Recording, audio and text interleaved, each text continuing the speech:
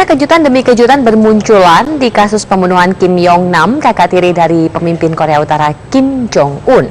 Kali ini Korea Utara menuntut agar kedua perempuan yang terlibat kasus ini, yakni Siti Aisyah dan seorang warga Vietnam, dibebaskan. Di sisi lain, Malaysia ini mengungkapkan bahwa pelaku sangat terlatih untuk membunuh korban.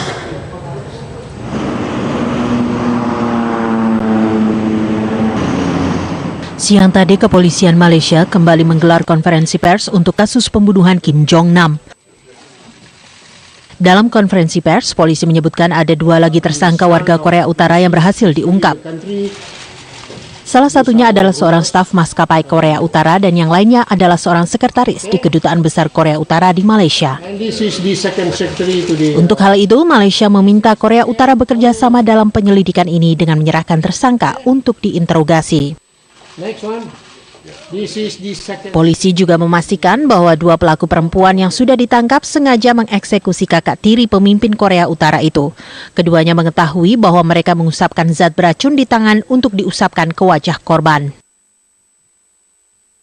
What actually happened was, these 2 ladies were trained. Yang terjadi adalah kedua tersangka perempuan terlatih untuk mengusap wajah korban.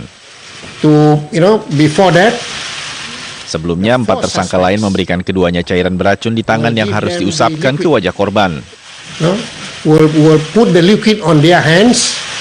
They are supposed to wipe it over deceased face. So the Indonesian did it first. Yang pertama adalah tersangka asal Indonesia, lalu diikuti tersangka asal Vietnam. Setelah itu keduanya cuci tangan dan mereka tahu itu zat beracun. They were instructed to clean their hands. And they know it is toxic. Tak lama setelah konferensi pers itu, Korea Utara mendesak Malaysia segera membebaskan kedua tersangka perempuan yang salah satunya adalah Siti Aisyah asal Serang, Banten. Malaysia juga didesak membebaskan 1 tersangka asal Korea Utara yang kini ditahan di Sepang. Tim TV One mengabarkan. Upaya Korea Utara mendesak agar kedua tersangka perempuan dalam kasus pembunuhan Kim Yong Nam dibebaskan menjadi pertanyaan tersendiri. Perhatian tertuju pada sebuah restoran khas Korea Utara yang berada di Jakarta Utara.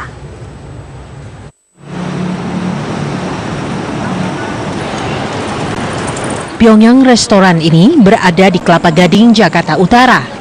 Saat reporter TV One mendekati restoran itu, sejumlah perempuan yang terdengar tak fasih berbahasa Indonesia terlihat waspada. Mereka lalu mengusir wartawan, termasuk wartawan asing, untuk mengambil gambar.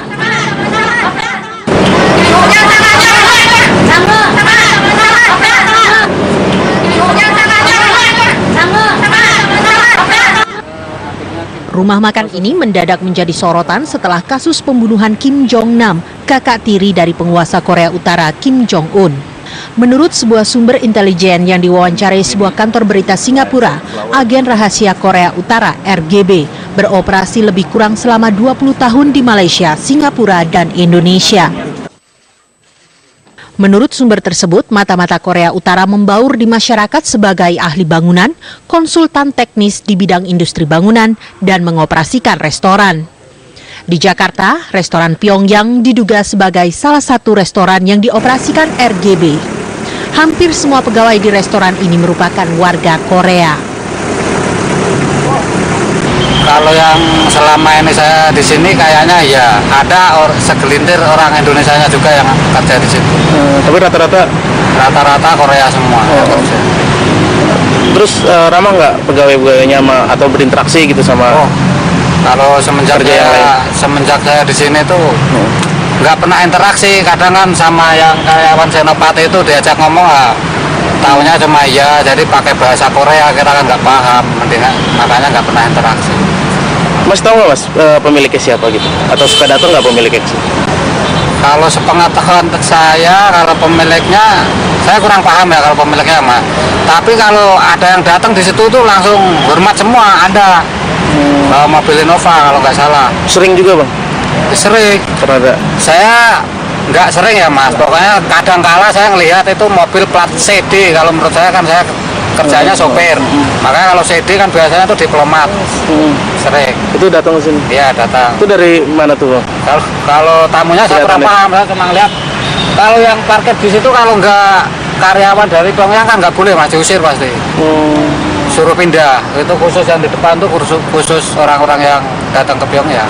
Tahu nggak siapa aja yang sering datang ke sini? Kurang paham saya, Mas, kalau yang datang. Soalnya saya mantau dari sini, lihat. Kalau yang tamu Burna parkir di situ juga diusir.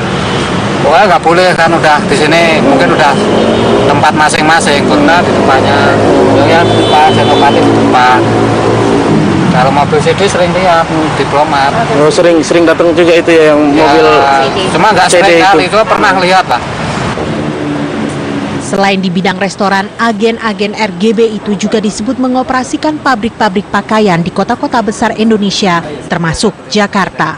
Dari Jakarta, Novi Zakaria, TV One mengabarkan. Dari BA ini wartawan. Perkembangan kasus meninggalnya Kim Yong Nam yang dilakukan atau diduga dilakukan oleh para pembunuh selain 2 perempuan asal Vietnam dan Indonesia.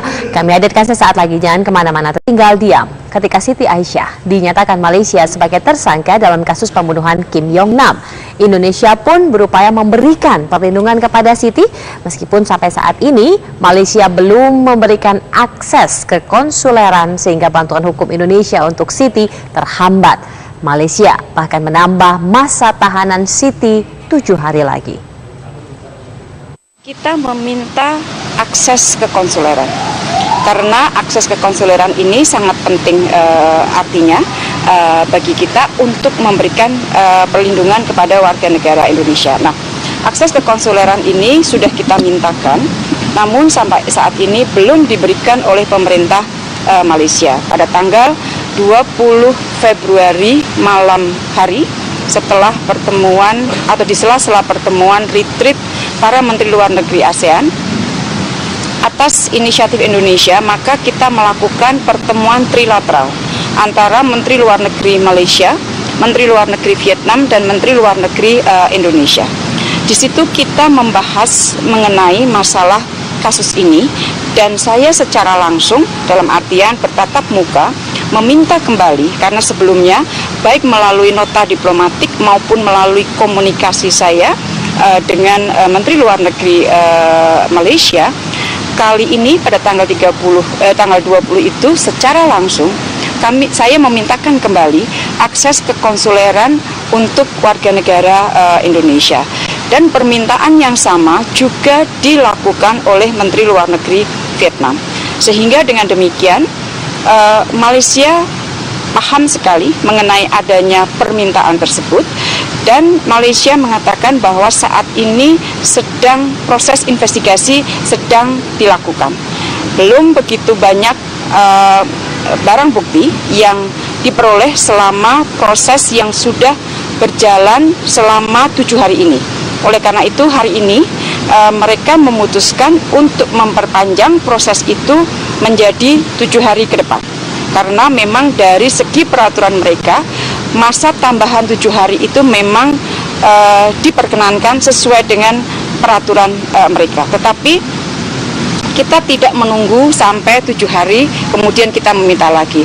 Permintaan akses ke konsuleran itu akan kita lakukan terus-menerus, mudah-mudahan dalam beberapa waktu ini, beberapa hari ke depan ini, akses tersebut sudah dapat kita peroleh. Warga negara Indonesia Siti Aisyah diyakini berperan penting dalam eksekusi pembunuhan Kim Yong Nam, kakak Presiden Korea Utara. Dari pemeriksaan polisi terungkap Aisyah bertugas mengusapkan cairan beracun ke wajah Yong Nam yang menyebabkan ia meninggal dunia. Kepala Kepolisian Malaysia Irjen Pol Tan Sri Khalid Abu Bakar menjelaskan Siti Aisyah bersama tersangka lain, wanita asal Vietnam, melaksanakan pembunuhan di Bandara Kuala Lumpur pada Senin pekan lalu. Aisyah dan rekannya menghampiri korban dengan tangan yang sudah diolesi cairan beracun. Kemudian mereka mengoleskan cairan itu kepada wajah korban. Aisyah dan rekannya mencuci tangan untuk menghilangkan efek racun.